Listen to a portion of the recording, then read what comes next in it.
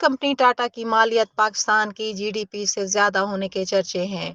इसमें कितनी हकीकत है, आए इसकी तह तक पहुंचते हैं।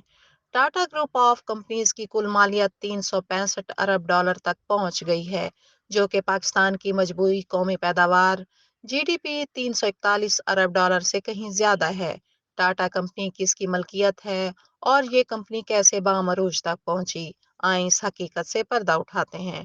टेटली चाय से लेकर जैगवार लैंड रोवर कार और नमक बनाने से लेकर तैयारा उड़ाने और होटलों का ग्रुप कायम करने तक जिंदगी के मुख्तलिफ शोबों में टाटा की जलवागरी नजर आती है।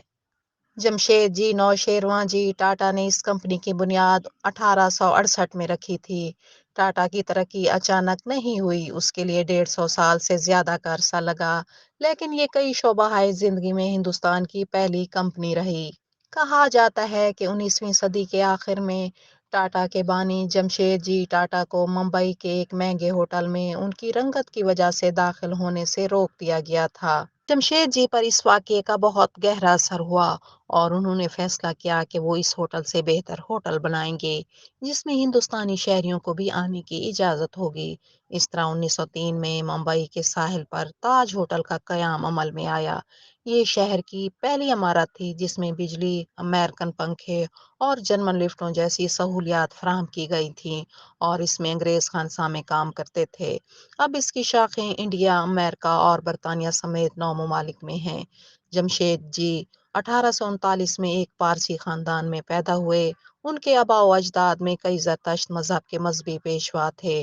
उन्होंने कपास, चाय, तांबे, पीतल और अफ्यून, जिसका कारोबार उस वक्त गैर कानूनी नहीं था, में खूब पैसा बनाया। वो एक जहांगीर शख्स थे और नई इजादात से काफी मुतासिर होते थे।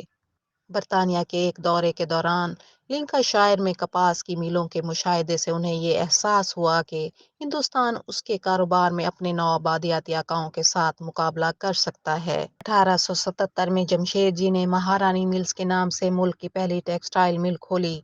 महारानी मिल का इफ्तिताह उसी रोज हुआ जिस दिन मलका विक्टोरिया की हिंदुस्तान में मलका के तौर पर ताजपोशी हुई थी।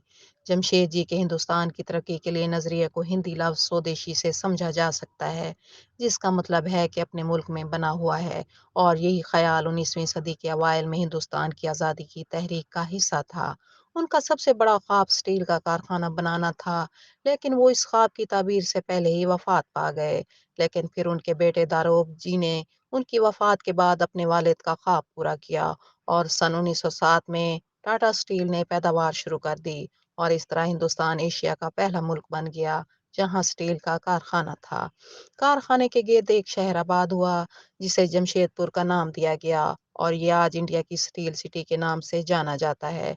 जमशेद जी ने अपने बेटे दारोब को खत के जरिए एक सनती शहर आबाद करने की हिदायत देते हुए लिखा था कि इस शहर की सड़कें कुशादा होनी चाहिए, इसमें दरख्त, खेलों के मैदान, पार्क और मजहबी इबादत गाहों के लिए भी जगह मखसूस होनी चाहिए। टाटा ने किसी कानूनी पाबंदी के बगैर खुद ही अपने मुलाजमीन की बहबूद के लिए पॉलिसियां मुतारिफ कराईं, जिनमें 1877 में पेंशन, 1912 में 8 घंटे काम के औकात और 1921 में इमाम बनने वाली खवातीन के लिए मुराद शामिल हैं।